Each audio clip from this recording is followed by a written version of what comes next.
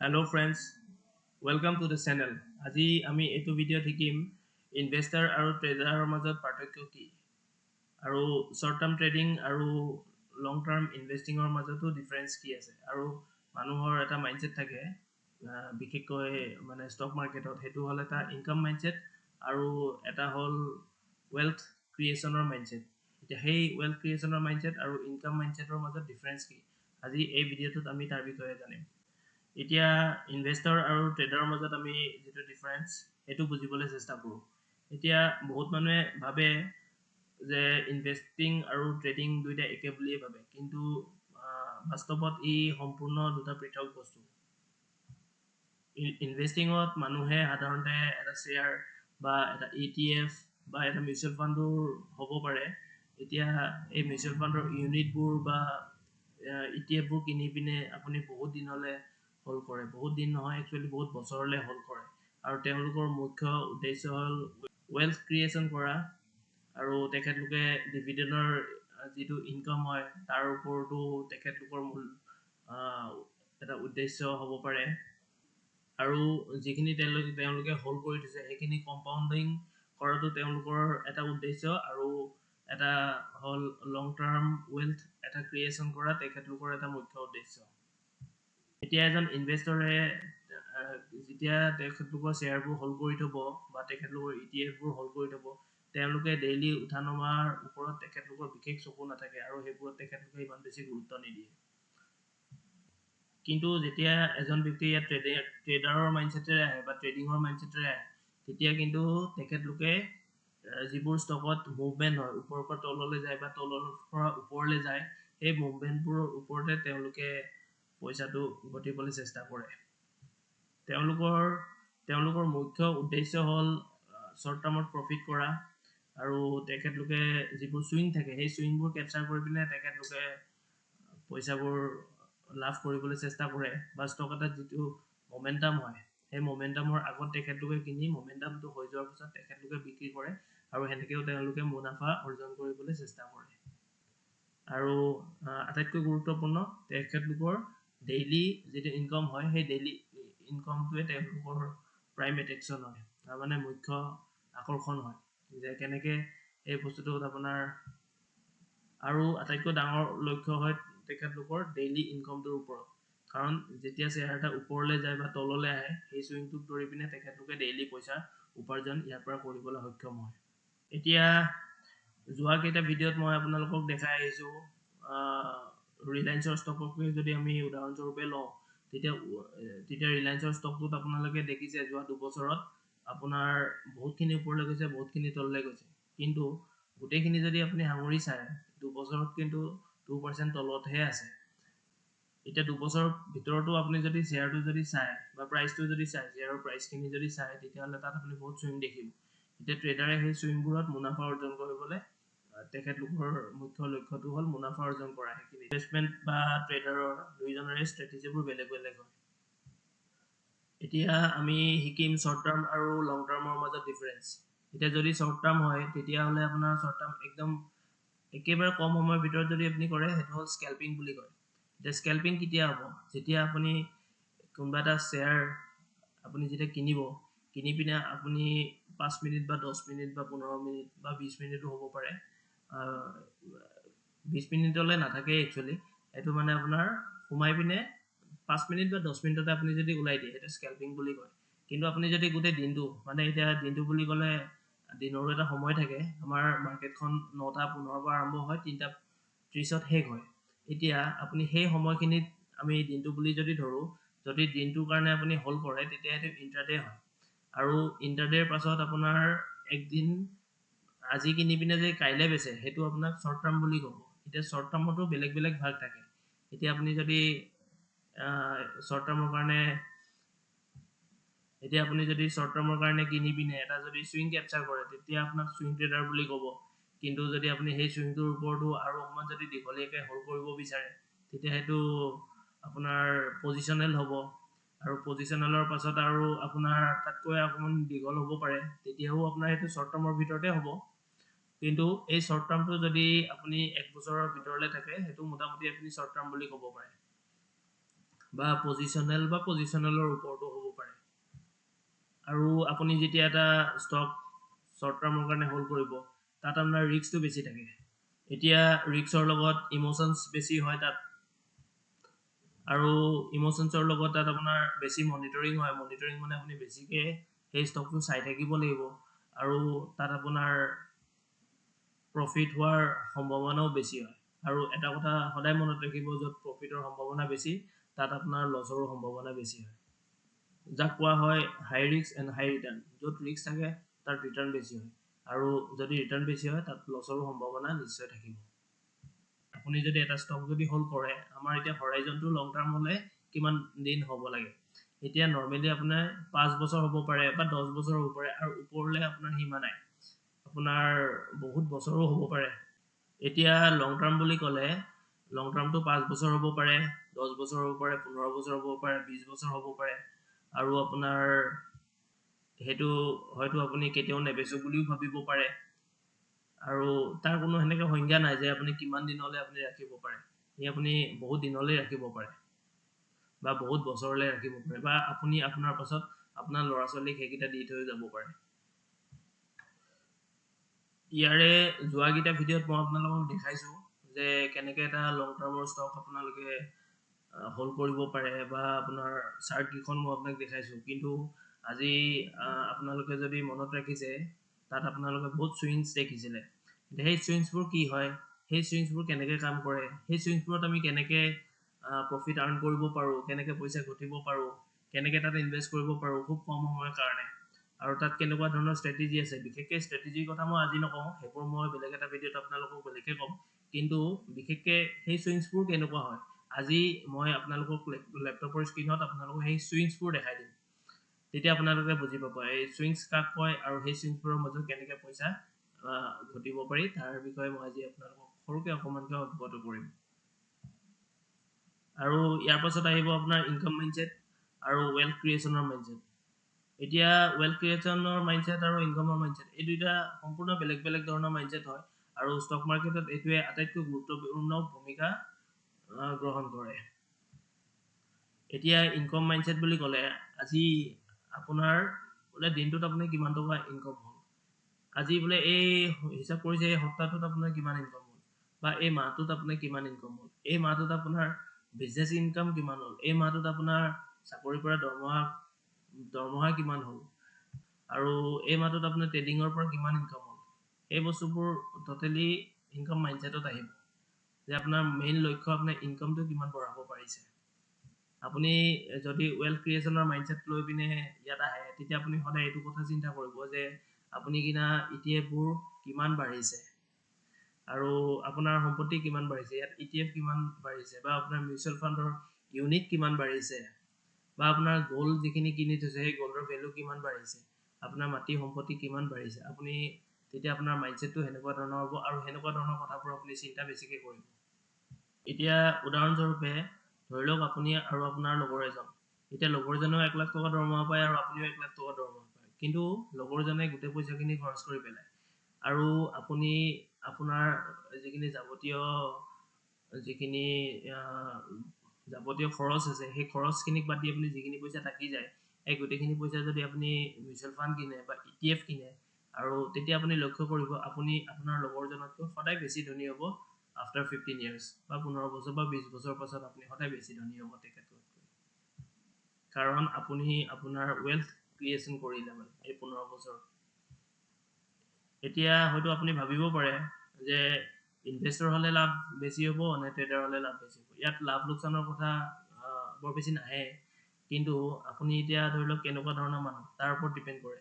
আপুনি যদি এজন চাকৰিয়াল বা আপুনি খুব ব্যস্ত মানুহ ব্যৱসায় কৰে বা আপোনাৰ বেলেগ বেলেগ ধৰণৰ ব্যৱসায় য'ত আপুনি মাৰ্কেটক আপুনি চাই থাকিব নোৱাৰে তেতিয়া আপুনি যদি ইনভেষ্টৰ হয় আপোনাৰ বেছি লাভ হ'ব য'ত আপুনি মাৰ্কেটত টাইম দিব নালাগে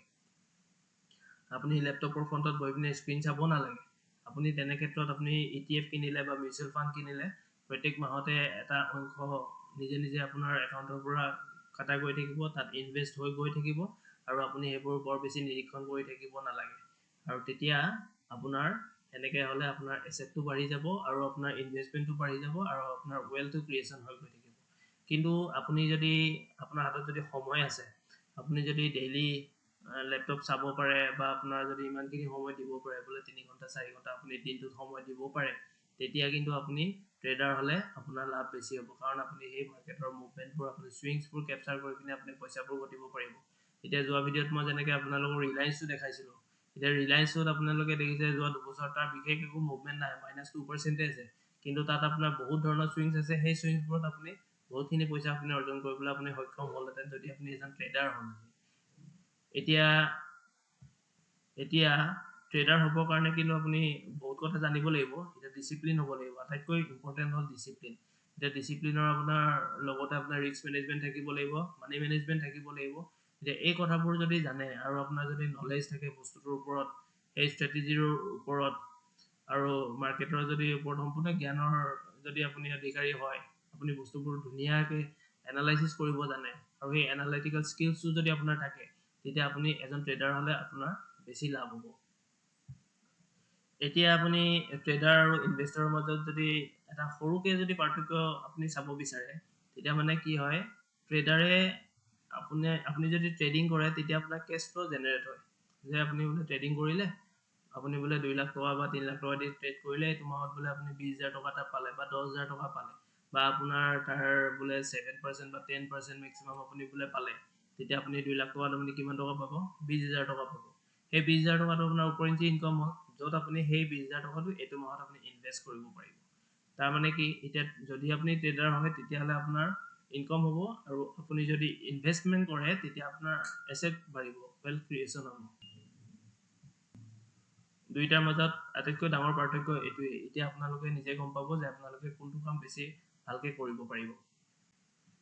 এতিয়া আপোনালোকে যোৱা ভিডিঅ'কেইটাত আপোনালোকে যদি ভিডিঅ'কেইটা চাইছে, তেতিয়া দেখিছে মই আপোনালোকক কেইটামান ETFৰ কথা কৈছিলোঁ। সেইকেইটা হ'ল খুব ভাল ETF,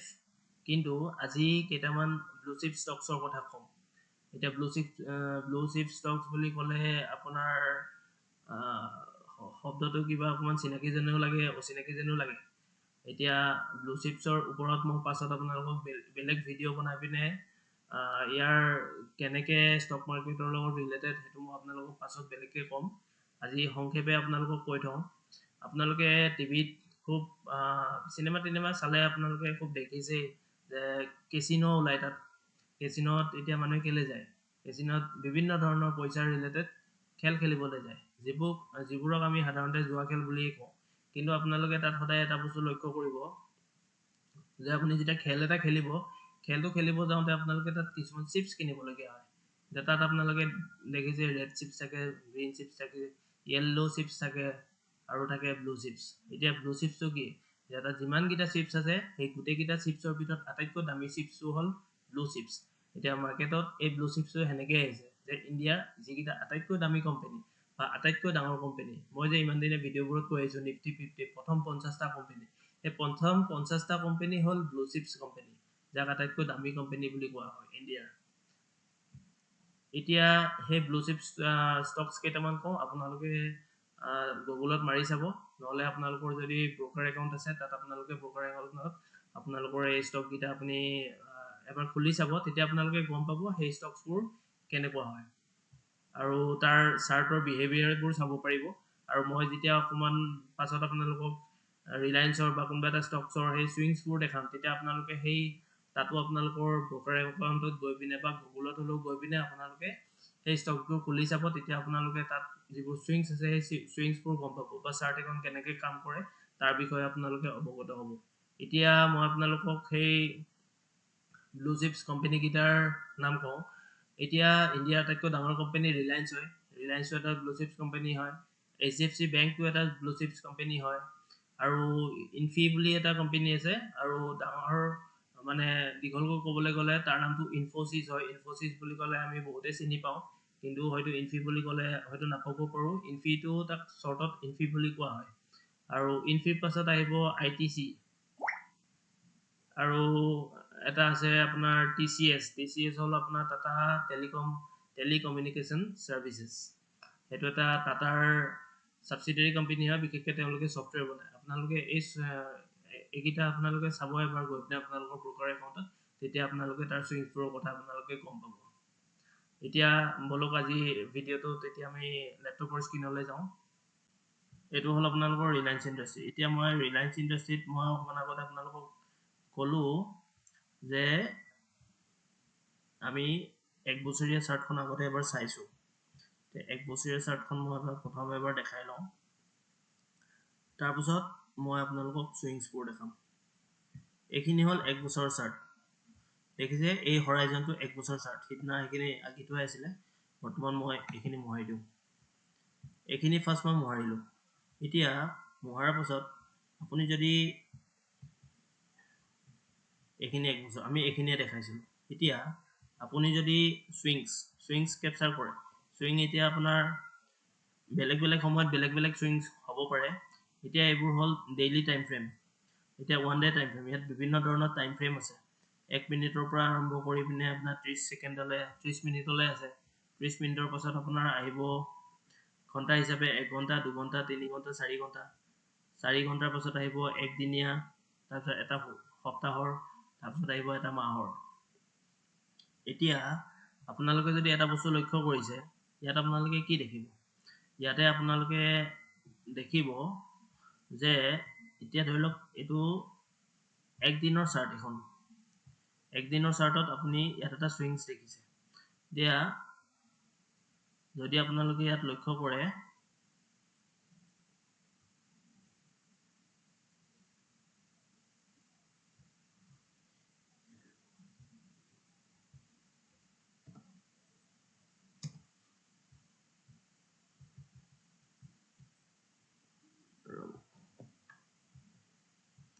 যদি আপোনালোকে ইয়াত লক্ষ্য কৰে, তেতিয়াহ'লে আপোনালোকে এটা বস্তু ইয়াত দেখিব যে এইখিনিৰ পৰা ইয়ালৈ আহিলে, তাৰপিছত ইয়ালৈ আহিলে, তাৰপিছত ইয়ালৈ আহিলে, তাৰপিছত ইয়ালৈ আহিলে, ইয়ালৈ গ'ল। এতিয়া এইখিনিৰ পৰা যে ইয়াত আমি এটা জোন আইডেণ্টিফাই কৰিছোঁ, আপোনালোকে এইটো লক্ষ্য কৰিব পাৰিছে। ইয়াত এইখিনি এটা জোন, তাৰপিছত ওপৰতো এটা জোন, ইয়াত এটা আছে, এইটো এটা জোন এটা আছে, দেখিছেনে? এইটো এটা জোন।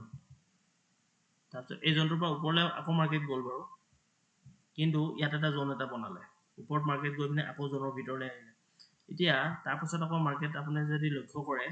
তেতিয়াহ'লে ইয়াৰ পৰা আহি আপ এণ্ড ডাউন কৰি পিনে ফাইনেলি আকৌ মাৰ্কেট ইয়াত আহিল। তেতিয়া আপোনাৰ যদি এটা বস্তু লক্ষ্য কৰক,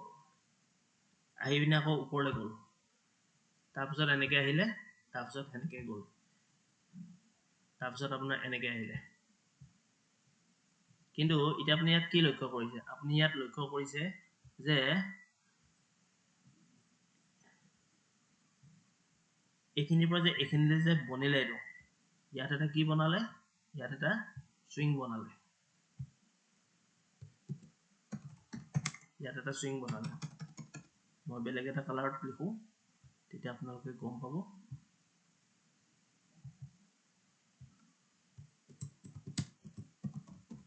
সুইং, এই সুইংটো আপোনাৰ যে বনিলে, এতিয়া প্ৰাইচটোৰ দাম কিমান আছিলে? ইয়াত আছে আপোনাৰ, ইয়াত দেখিছে, এতিয়া ইয়াত দেখিছে, ইয়াত আছে আপোনাৰ প্ৰাইচ কিমান আছে এইখিনিত? 1147, মোটামুটি আমি ধৰি ল'লোঁ 1150। আৰু আপুনি যদি এইখিনিত যে সুইংছটো ধৰি পিনে এইখিনিত, এতিয়া ইয়াত আপোনাৰ দামটো কিমান আছে? আপুনি ইয়াত দেখিছে 1500 টকা। এতিয়া আপুনি ইয়াত এইটো সুইঙত দেখিলে, আপুনি ইয়াত প্ৰাইচটো আছে 1500। এতিয়া আপোনাৰ এইখিনিৰ পৰা এইখিনিলৈ কিমান টকা গ'ল? আপোনাৰ এইখিনিৰ পৰা এইখিনিলৈ 350 টকা আগবাঢ়িলে।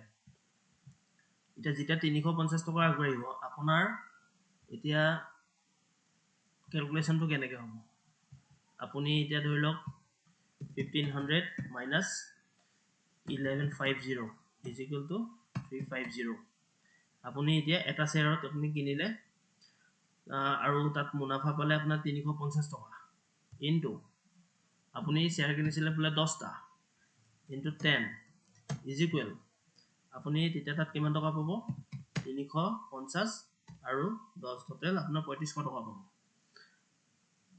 3500 আপোনালোকৰ লাভ হ'ব এতিয়া 3500 আপুনি লাভ হ'বৰ কাৰণে আপুনি কিমান টকা তাত ইনভেষ্ট কৰিলে আপুনি ইনভেষ্ট কৰিলে এতিয়া ধৰি লওক আপুনি এখিনিত আপুনি কিনিছিলে আপুনি এখিনিত কিনিছিলে ধৰি লওক আপোনাৰ 150 into 10 is equal আপুনি কিমান টকা দিলে তাত 11500 মানে 11500 টকা দি পিনে আপোনালোকে কিমান টকা প্ৰফিট পালে 3500 টকা 3500 এতিয়া 1150 যদি 3500 হয় এতিয়া আপোনাৰ এটো কিমান পাৰ্সেন্ট হ'ল আপোনাৰ মোটামুটি এটো is equal to exactly হিসাব কৰিব লাগিব কিন্তু 27% মান আপোনাৰ এটো বেনিফিট হ'ব 27% নহয় আপোনাৰ এটো 32%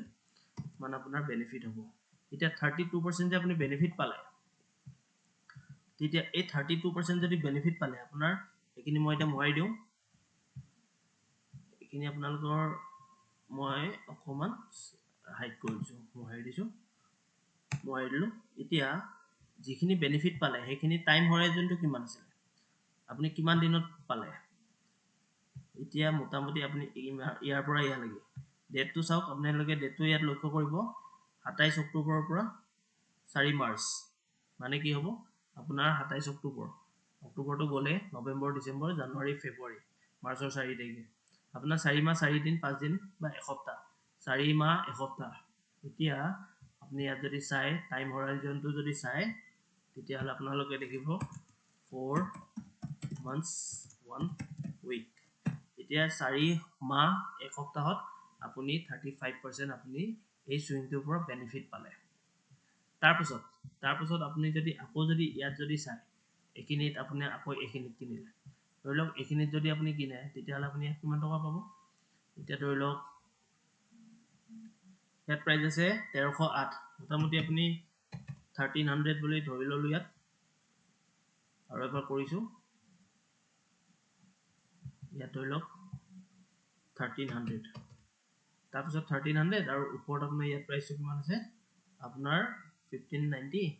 বা আপোনাৰ অকমান কমাই ধৰিলো 1550 বুলি ধৰিলো ইয়াত ধৰি লওক 1550 ইয়াত ধৰি লওক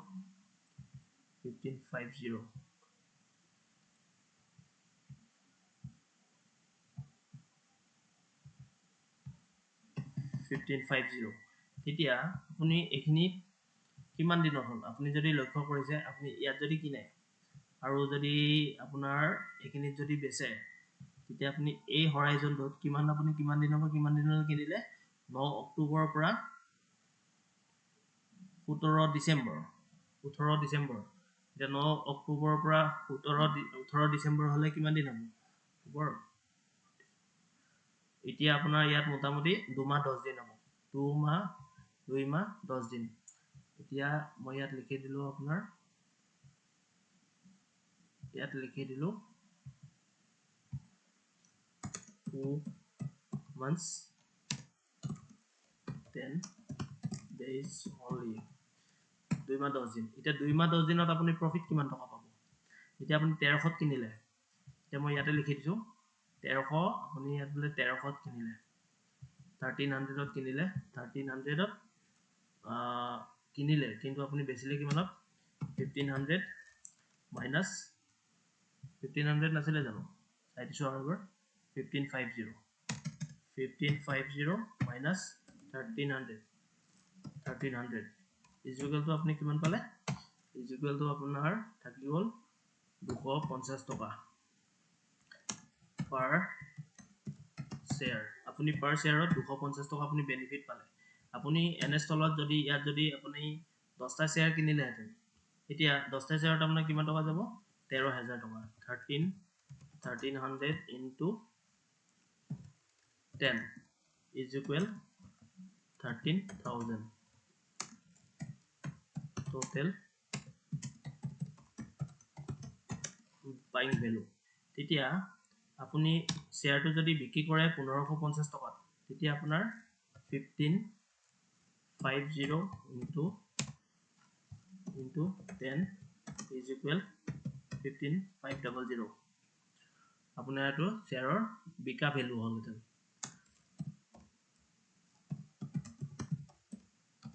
এস সেলিং ভ্যালু এটা টোটাল সেলিং ভ্যালু হল এটান 15500 টকা গতিকে আপোনাৰ থাকি গল এটান কিমান is equal to 15500 minus 13000 is equal 2500 total profit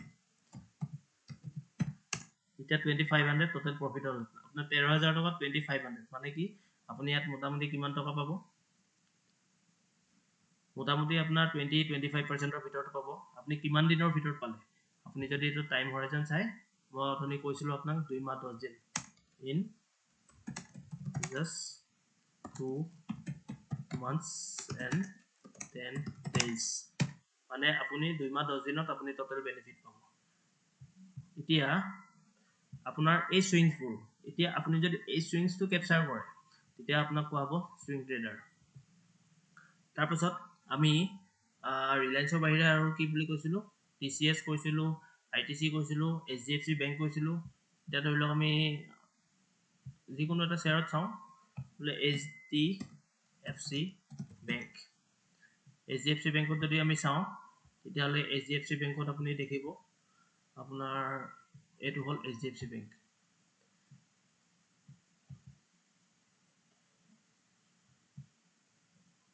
যে এইচডিএফসি বেংকতো এনেকুৱা বহুত সুইং আপুনি দেখিব এটা ধৰি লওক আপোনাৰ সুইংবোৰ কেনেকুৱা ধৰণৰ এতিয়া ধৰি লওক এটো এটা সুইং দেখিছে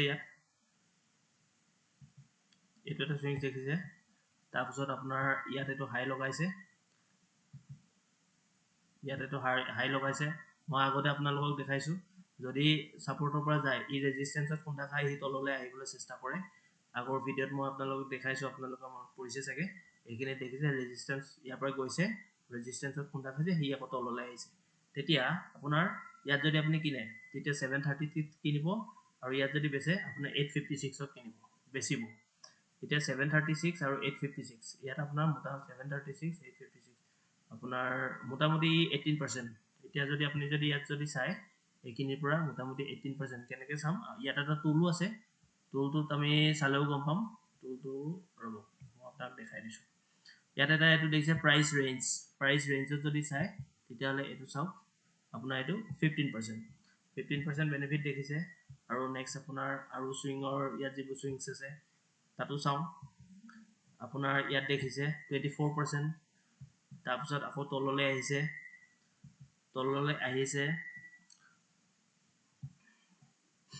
তললৈ অহাৰ পিছত আপুনি দেখিছে ই ইয়াত সুইংছ বনাইছে 11% তাৰ পিছত আপোনাৰ আকৌ যদি চাই আপোনালোকে এইখিনি লাগি কিমান হল 20% তললৈ আহিলে তাৰ পিছত আপোনাৰ তললৈ আহাৰ পিছত বৰ্তমান তলত এটা বৰ্তমান সুইংছ বনোৱা নাই বেলেগ এটা ষ্টকছত চাও আমি আৰু কি কৈছিলো এইচডিএফসি বেংক তাৰ পিছত আমি কৈছিলো ৰিলায়েন্স এইচডিএফসি বেংক আইটিসি চাও আইটিসি যদি আমি লক্ষ্য কৰো তেতিয়া হলে আমি দেখিম এটো হল আইটিসি শেয়াৰ প্ৰাইস এতিয়া আইটিসি শেয়াৰ আমি বৰ্তমান মাৰ্কেট কৰিছে আইটিসি শেয়াৰ কিন্তু যেতিয়া মাৰ্কেট উঠি আছিল তেতিয়া আমি চাম ধৰি লওক এখিনি এতিয়া আমি এই বস্তুটো চাম ইয়াতে এটা সাপোৰ্ট ক্ৰিয়েট কৰিলে সাপোৰ্টৰ পৰা যেতিয়া সুইংছ লৈ পিনে ওপৰলৈ উঠি গল তেতিয়া সুইংছবোৰ চাব আপুনি ইয়াৰ পৰা ইয়াত এটা সুইংছ বনালে হয়নে তাৰ পিছত সুইংছটোৰ পৰা ইয়াৰ পৰা আহি পিনে অকমান ড্ৰপ হৈ পিনে ইয়াত আকৌ আপোনাৰ সুইংছ বনালে ইয়াত কিমান 37%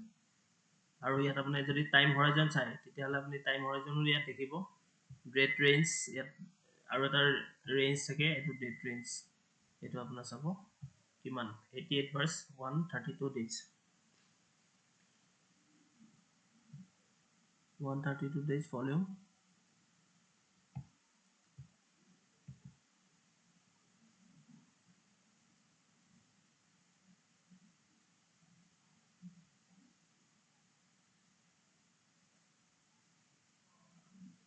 $79 119 days মানে আপোনাৰ 119 days মানে আপোনাৰ জুলাই পৰা দেখিছে এটো প্ৰাইস ৰেঞ্জ মানে ৰব এই ৰেঞ্জৰ পৰা এটো ৰেঞ্জ ইয়াত আপুনি দেখিছে 143 ডেজ মানে আপোনাৰ 4 মাহ মোটামুটি 4 মাহত আপোনাৰ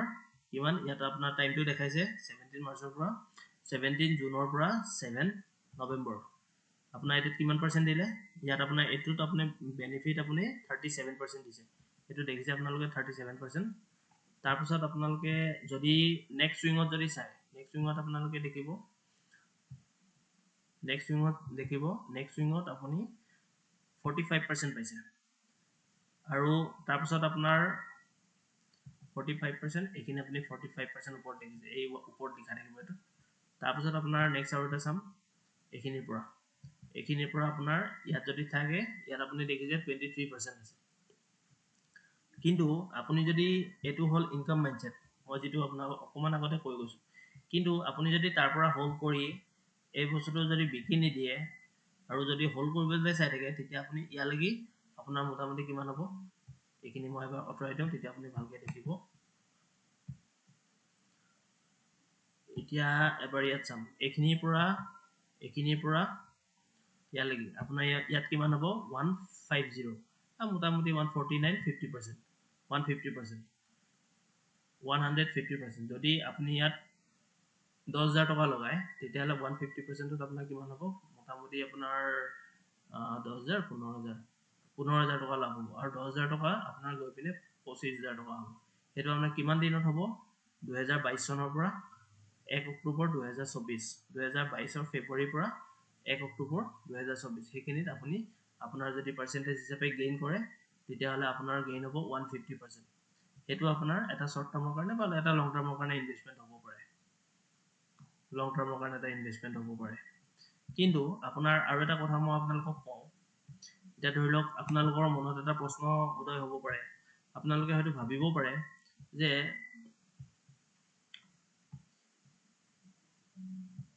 এখিনিত যে আমি বাই কৰিম বা ইয়াত যে সেল কৰিম এটা আমি কেনেকৈ গম পাম এতিয়া হেখিনিৰ পাছত আহিলে আকৌ ইয়াৰ পৰা যে ইয়ালে আহিব আমি ইয়াত যে বাই কৰিম আৰু ইয়াত যে সেল কৰিম হেতু আমি কেনেকৈ গম পাম এই কথাবোৰ সম্পূৰ্ণ ডিটেইলছ কে আমি পাছত লাহে গম পাম এদিনতে সব ক'ব নোৱাৰি বাৰু কিন্তু এইখিনিত যে বাই কৰিব লাগে বা ইয়াত নহলে অকন ওপৰত হলেও বাই কৰিব লাগে আৰু ইয়াত যে সেল কৰিব লাগে সেই কথাবোৰ আমি পাছত ডিটেইলছ কে বেলেগ ভিডিঅত আমি লাহে গম পাই গৈ থাকিম আৰু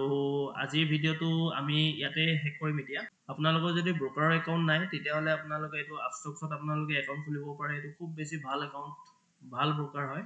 আৰু ইণ্ডিয়াৰ one of the most advanced broker বুলি ক'ব পাৰি ইণ্ডিয়াৰ one of the most reputed broker বুলিও ক'ব পাৰে আৰু ইয়াৰ লিংকটো আপোনালোকক তলত মোৰ ডেসক্ৰিপচনত দিয়া আছে তাত আপোনালোকে গৈ পিনে আপোনালোকে ফ্ৰী কে একাউন্টটো খুলিব পাৰিব